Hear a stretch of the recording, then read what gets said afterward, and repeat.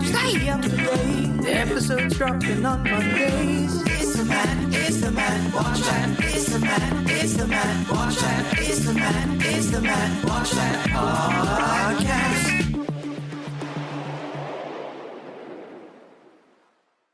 Welcome to the Matt Watch That podcast, the place for reviews, rants, and randomness. I'm your host, Matt Seroski, filmmaker, film fan.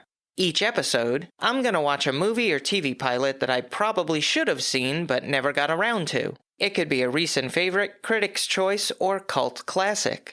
Everyone can join in on the fun. Follow me on Twitter, Instagram, and Facebook, at Matt Seroski. You can subscribe to my YouTube page where I'll post videos and clips from the show. If you have any opinions on what I've discussed or suggestions as to what I should see next, use the hashtag MattWatchThat on social.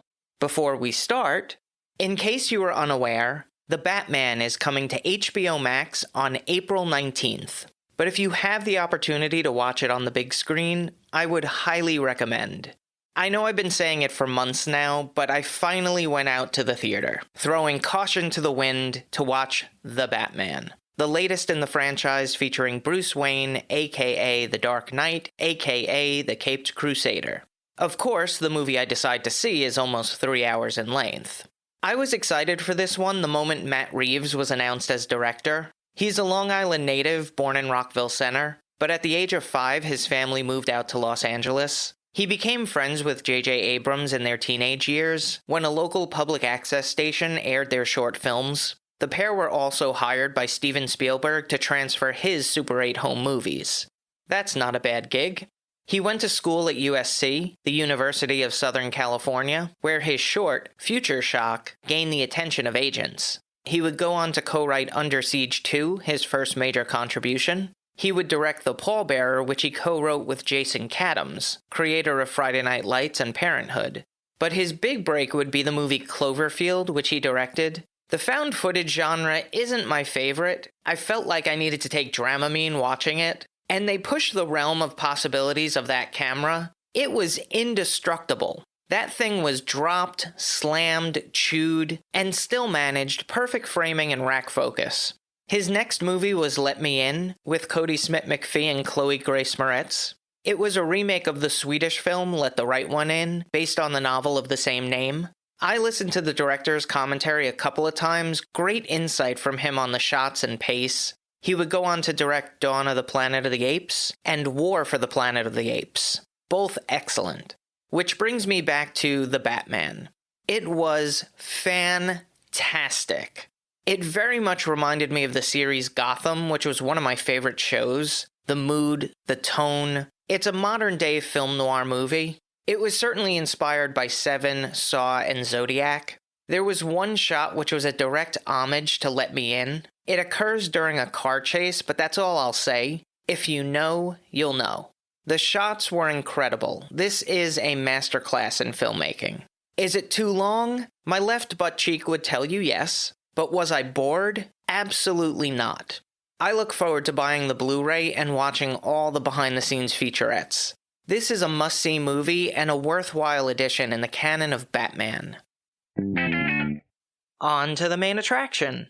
Each review will end with a ranking out of 5 stars. 1 star is skip it, 2 stars watch at your own risk, 3 stars standard fare, 4 stars worth checking out, and 5 stars must see. Now, if I give a title 5 stars, it doesn't mean I'm comparing it to Casablanca, Jaws, or Seinfeld. I rank titles based on other movies or series in that genre and at that time period. So let's jump into it. These are my ruminations and observations of the movie Legally Blonde from 2001. So how'd I miss it? Well, I consider myself a modern man, very open-minded and accepting of all races, cultures, and creeds. But when this movie came out and I saw the ads, my first thought was, this looks like such a girly movie. So I didn't watch it. But it's garnered a cult following and a Broadway musical that I wanted to give it a chance. It was directed by Robert Luketic, who helmed Monster-in-Law, The Ugly Truth, and Killers. The screenplay was co-written by Karen McCullough and Kristen Smith, who scribed Ella Enchanted, She's the Man, and The House Bunny together. It was based on the novel by Amanda Brown. This is something to look out for. Elle Woods dons over 40 hairstyles and 30 scarves throughout the movie. So we're introduced to Elle Woods, senior at City University, Los Angeles, majoring in fashion merchandising, and president of the Delta Nu sorority. She's primping and preening, getting ready for her date with her boyfriend, Warren Huntington III, where she expects to be getting engaged. Elle Woods is portrayed by Reese Witherspoon, who starred in Election, Mud, and won an Academy Award for Best Performance by an Actress in a Leading Role for Walk the Line. Her boyfriend is acted by Matthew Davis, who appeared in Blue Crush, Pearl Harbor, and the TV series Damages. On their date, Warner mentions that they've been having a lot of fun lately, but as he heads to Harvard Law School, he needs to start taking things more seriously. His parents expect a lot and pressures him in continuing the family tradition of becoming a senator. He says that he needs to be with a Jackie, not a Marilyn, and breaks up with her. Elle doesn't take it too well. Word gets around that she's been dumped. As her sorority sisters try to console her with mani-pedis, she comes across an article in a hoity-toity magazine featuring Warner's brother and future wife and their burgeoning law careers. It sparks an idea. She's going to become a law student to win back Warner. She broaches the idea with her parents, who initially dismiss it. Her father says that law schools are for people who are boring, ugly, and serious, while her mother reminds her that she was first runner-up at the Miss Hawaiian Tropic contest. Why would she throw away those achievements to do something so mundane? She asks her college advisor, who, advises her that even though she has a 4.0 grade point average, Harvard won't be impressed that she aced History of Polka Dots.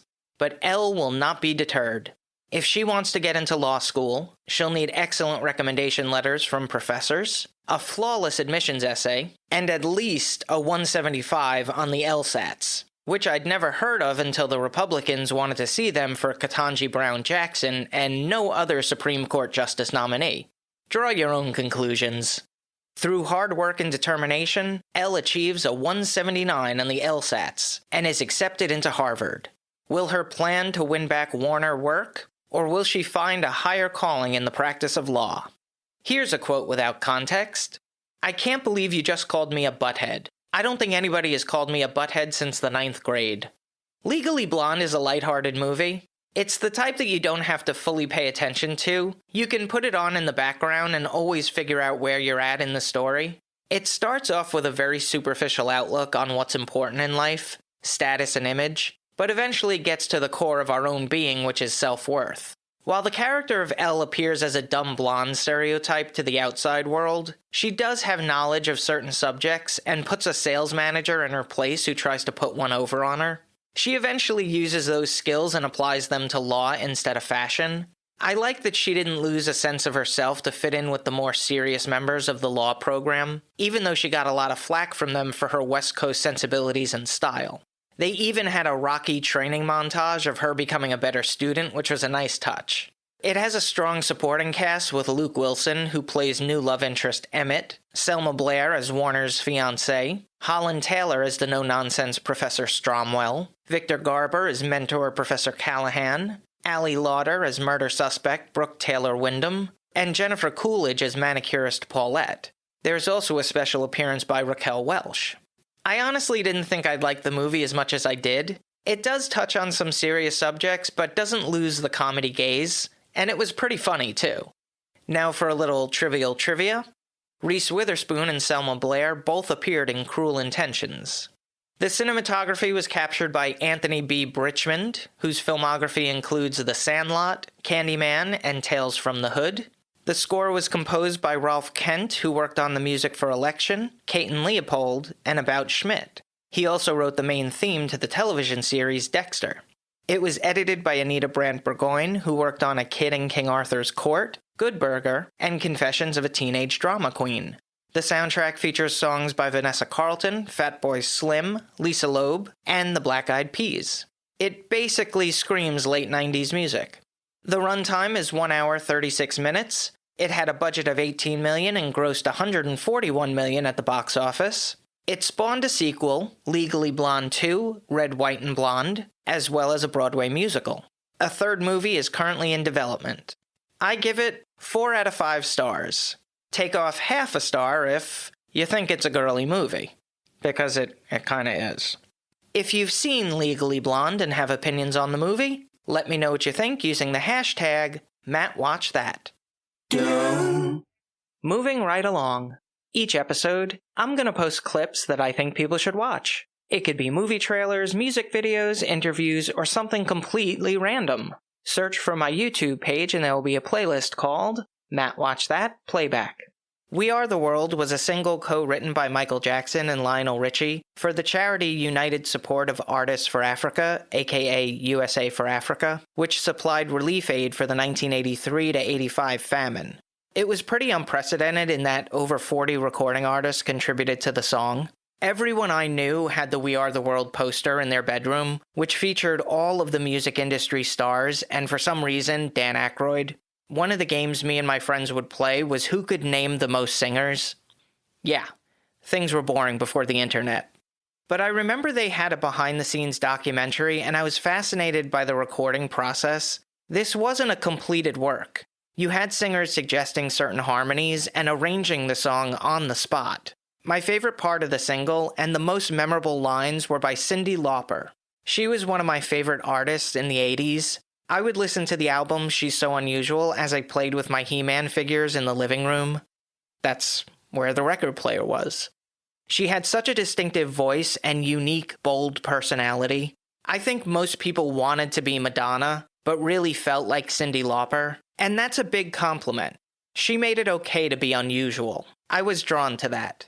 It probably helped that she was managing the WWF Women's Champion Wendy Richter at the time. But Cyndi, along with Huey Lewis and Kim Carnes, sang on the bridge of the song, and I came across a video where they're working out their parts with Lionel Richie. With each take, Cyndi gave different flavors of the lines, so much so that even Steve Perry from Journey pointed out how good she was sounding. Can't say the same for Kim Carnes. I mean, she's a good singer, but doesn't it hurt to listen to her? She's got that raspy voice. It sounds like every note coming out of her mouth is torturous for her. And she'll tease you, she'll unease you, all the better just to please you. She's precocious, and she knows just what it takes to make the pro blush. Can someone get her lemon tea? Alphonse.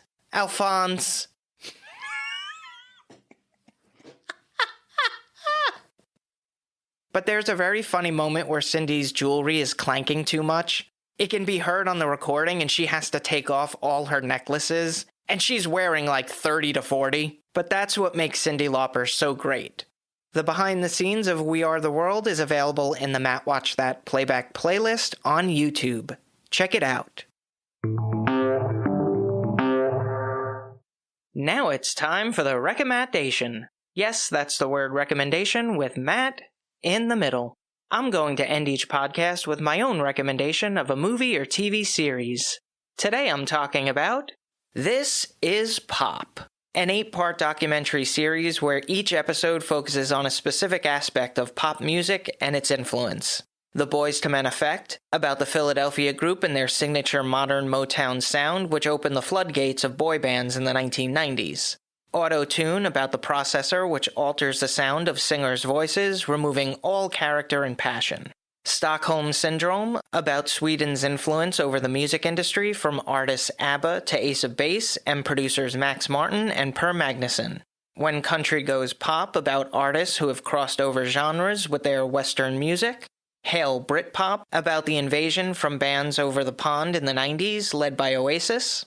Festival Rising, about the popularity of music festivals and performing in front of hundreds of thousands of fans. What Can a Song Do?, about the importance of protest music shedding light on societal issues from discrimination to injustices. The Brill Building in 4 songs, about the songwriters of New York City who churned out the hits we know and love from the 50s and 60s. All of the episodes are well made and engaging. Even if you think you might not be interested in a particular subject, the writers, directors, and talking heads tell the story very effectively. If you happen to live through these eras, it's a nice reminder of the sounds you grew up with. This Is Pop has been on for 1 season, 8 episodes from 2020 to present. It's currently streaming on Netflix. That's all for this edition of Matt Watch That. Thanks for listening to me babble. You can follow me on Twitter, Instagram, and Facebook at Matt Seroski. You can subscribe to my YouTube page where I'll post videos and clips from the show. If you have any opinions on what I've discussed or suggestions as to what movie or TV pilot I should see, use the hashtag MattWatchThat on social. Head over to mattseroski.com for the latest news and updates, and come back next time for all the reviews, rants, and randomness.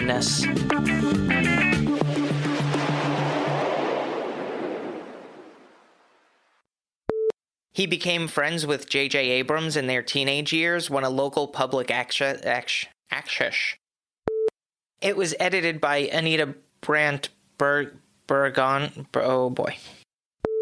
It was edited by Anita Brandt Burgoyne, who worked on A Kid in King Arthur's Court. Who worked on A Kid in King Arthur's.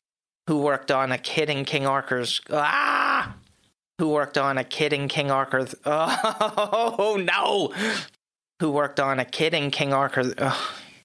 I stink. While her mother reminds her that she was first runner-up at the She's precocious, and she knows just what it takes to make the pro blush. It's gotta be one of those. I can't do it again.